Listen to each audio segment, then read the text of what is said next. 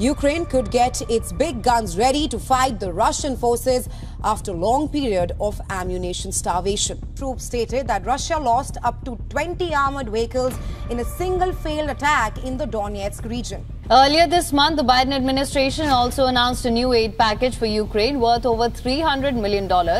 And this was after Ukrainian President Zelensky warned that they might have to retreat from more territories if the United States aid does not arrive soon.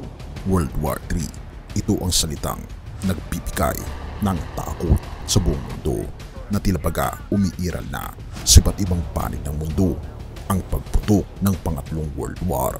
At ito rin ang babala ng isa sa mga pinakamakapangyarihan na presidente sa buong mundo, ang presidente ng Russia na walang iba kundi si Vladimir Putin, na siya'y nagbabala ng World War, isang nakakilabot na mensahe sa pagpasok ng bagong taon 2024. At ngayon, lalo pang umigting ang takot sa buong mundo, lalong higit sa Germany, nang mag-leak ang isang dokumento patungkol sa pagsisimula ng World War na ito'y uumpisahan daw ng Russian President na walang iba kundi si President Vladimir Putin. Ating itong pag-usapan, mga kaibigan.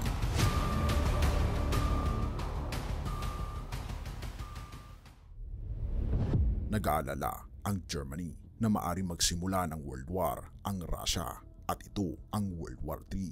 Ito'y ayon din sa ulat ng NDTV.com. Ayon kasi sa mga natanggap na dokumento mula sa Ministry of Defense ng Germany, ayon sa pahayag ng Bild newspaper, niuugma ng outlet ang impormasyon sa mga klasipikadong dokumento sa kanilang nakuha mula sa Ministry of Defense ng Germany. Sinasabi ng outlet na maaring maghanda ang Germany para sa isang armadong labanan laban sa Russia at nagtuturo sa posibleng pagsisimula ng World War III sa susunod na taon. Ang ulat ay lumalabas habang ang patuloy na alitan sa pagitan ng Russia at Ukraine ay papalapit sa 2 taon. Gayunpaman, tinanggihan ng mga opisyal ng Russia na magbigay ng pahayag hinggil sa ulat ng Bild at inakusahan na ito daw ay isang peking balita. Iniulat din ng ulat na nagbabala ang mga puwersang armado sa Europa para sa isang pag-atake ng Russia sa eastern flank ng NATO na maaaring kasama ang isang cyber offensive.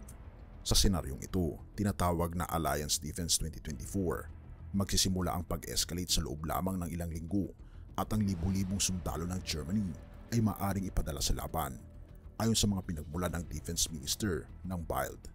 Dahil sa pagbawas ng pondo mula sa kanluran, ang mga puwersa ng Russia ay aatake sa mga tropang Ukrainian sa isang spring offensive. Ayon sa German outlet, inilarawan din ito ng mga hakbang buwan-buwan kung paano gagalaw ang mga puwersa ng Russia at paano magtatanggol ang NATO sa kanilang mga kalyado.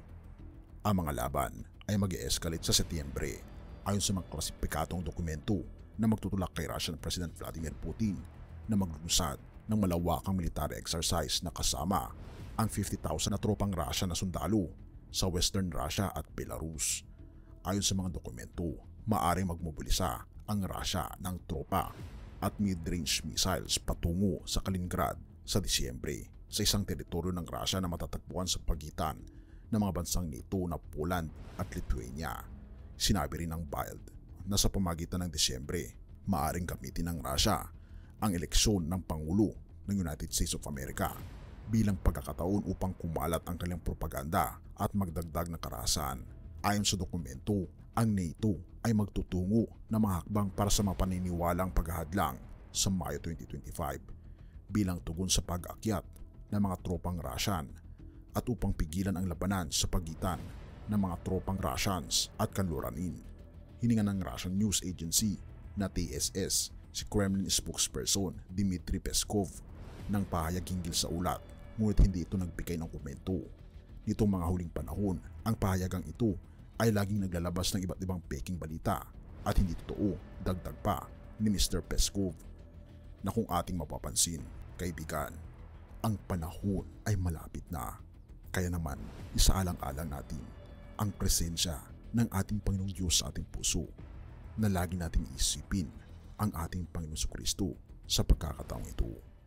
Mga taga-Filipos 4 verse 7, at ang kapayapaan ng Diyos na hindi kayang maunawaan ng tao ang siyang mag-iingat sa inyong puso at pag-iisip dahil sa inyong pagkipag-isa kay Kristo Jesus. Kaibigan, ang kapayapaan nawa ng ating Panginoon Jesus ang siyang mamalagi sa ating puso't isipan mula ngayon at magpakailanpaman.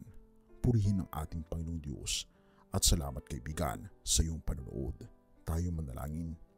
Ama naming banal, mga Panginoon naming Diyos, kami po'y lubos na nagpapasalamat sa inyo. Salamat Panginoon sa inyo pong pagmamahal sa amin.